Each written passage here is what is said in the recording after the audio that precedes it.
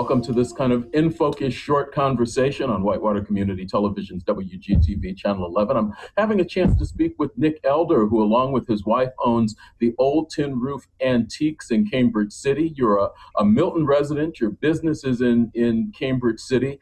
Talk a little bit about how through this virus, this pandemic, both your community and your business community have been affected a little bit. You know, Eric, thanks for having me on, and I appreciate the chance to talk to you. We have had tremendous outpouring. I want to touch on the people piece first. We've had a tremendous outpouring of love for our community. You know, when you're in a higher impoverished area, you know, everyone has to band together, and it truly means we're all in this together. I know it's cliche these days, but you know, our schools at Western Wayne have done a terrific job of providing meals for the students every week. Our tremendous staff there is really working hard to make sure our students have something to eat. Our church community, faith-based community, has really reached out, the Western Wayne Food Pantry. So although it's hard for a lot of folks, us included, our community is really banded together. As far as the business community goes, you know, we've just tried to work together as best we can. If I know that another store in town has something inside their store that they're, you know, a certain piece, I've been happy to turn customers over to them and say, you know, I don't have this, but I'm happy to, you know, call the, you know, the owner of the, you know, shop across the street from us, and you know, maybe they'll be able to help them. So we just had to kind of band together. So you have been physically closed for the most part up until I think this past Saturday. Right. You actually did some hours. Right. Talk about when that decision was made. Was that decision made before or after the governor's announcement? And what was your thought process behind getting that started so quickly? You know, politics aside, we've known that Saturday date was kind of in flux for a week or so in the governor's planning and at the federal and state level and at the local level. And it's very difficult when you own a small business to make your business decisions based on the what ifs. And so we've been hearing that Saturday date, and we had some folks that had seen things on video and they wanted to come into the store and actually see it in person. They made appointments. You know, one person came in at noon, one came in at 2. And so, you know, we just sort of felt it was the right time for us to be back open. Candidly, you know, it's frustrating not just for me, but for other small business owners when we see standards maybe that are for small business owners not being met by the larger companies.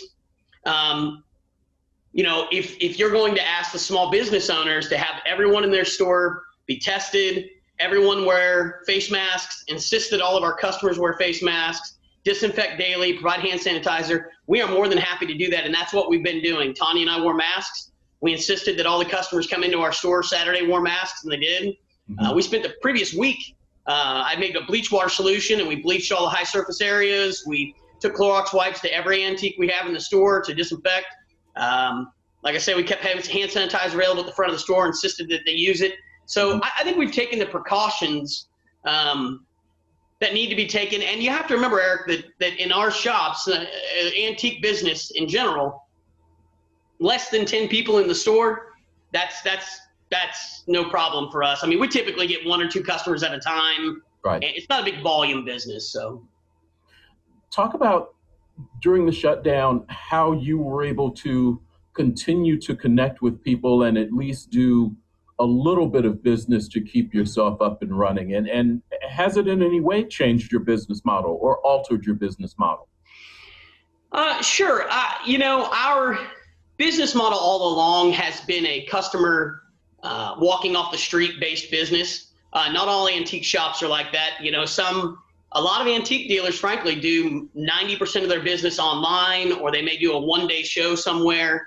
For us, our business model has been the kind of the average customer walking off the street. We like to have them come in and have something for everybody. What's changed for us is during the shutdown, we've had to go to a more exclusive online presence. So Facebook Lives, those kind of things. And we've shot, 15, 20-minute videos showing off pieces, walking around the store, asking people if they had any questions. They were more than happy to reach out to us, and they've done that.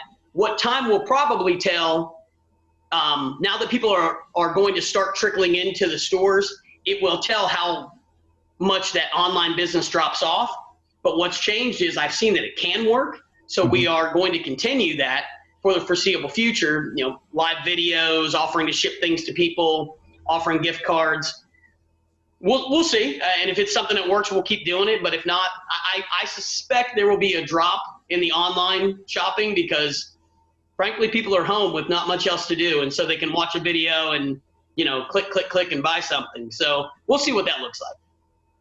As you have thought about the restart, you talked about the disinfecting that you did and all of that. How long do you think, in your case as well as some other small businesses, that is a way of doing business that can or will continue? Will that get old after a while? Will that get costly after a while? And how do you factor that into how you continue doing business? Well, that's a really good question. We are committed to sticking with the government guidelines. If we're told that everything needs to come to a halt, unfortunately, that would be devastating for our business, but I don't want to put anybody in jeopardy. And we certainly take the best interest of the public health and public safety in mind. It will be costly. It's a cost. We've weighed the cost. If we have to continue to buy Clorox and Lysol wipes and disinfectants, and we have to wear masks and we have to insist people wear masks, if that's the price of doing business to be able to stay open and keep people healthy, then that's a price, we're going to have to face that price. And, personally, I feel the reality is that if and when we do get, whatever normal business looks like, face masks might be a thing that we just live with.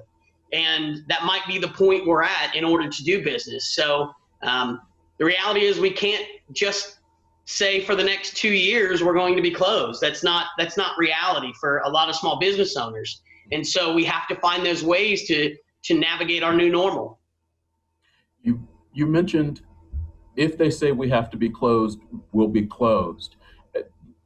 Do you have any concerns about the number of people being out, the resistance to wearing masks that we're getting out there, and the fact that it might not, but the fact that it might cause another government reaction that could slow down business again? And as an individual, how is your feeling on how far the government can go with this and your business? I'll walk that tightrope with you.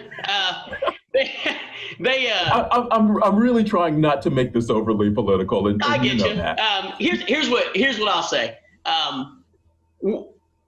I have a suspicion that if we see numbers rise, whether that be because of increased testing, whether that be whatever that looks like, it will be very tempting for government and society in general to say, oh, look, we've opened these small businesses up and now our cases have increased X amount of percent, regardless of any other extenuating circumstances.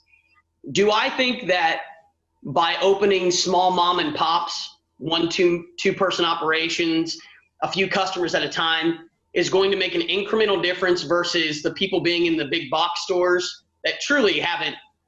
I mean, they've really probably been busier than normal.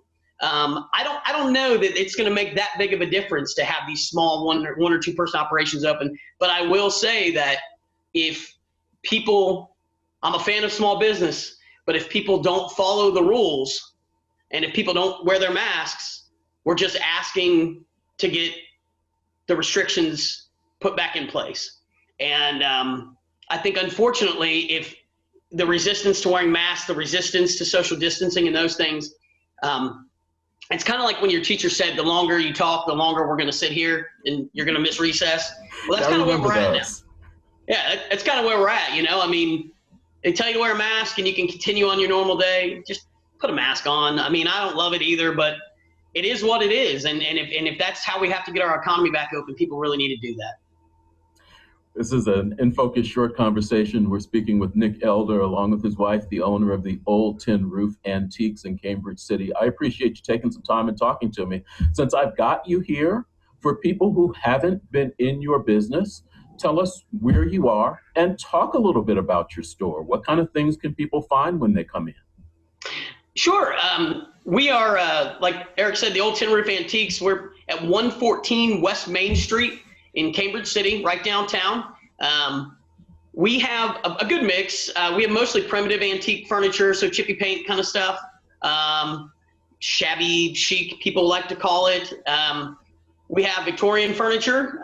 We have a lot of smalls, crocks, stoneware, some artwork, handmade quilts that are beautiful in there. We like to keep a good mix so that the average customer, and when I say average, that's not slight, but average customer who wants to stay under, say, 75 or 60 bucks to make a purchase, they can have that.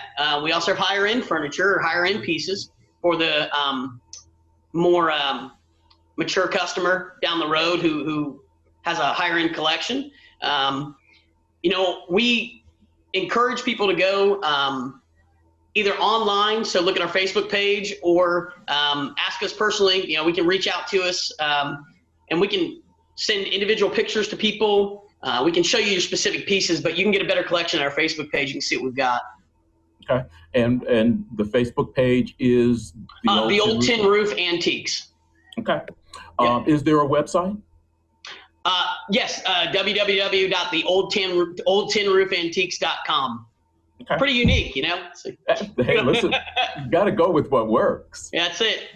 And they can reach out to us at 765-960-6340 is a phone number for the shop, and we're happy to return any phone calls or answer any questions.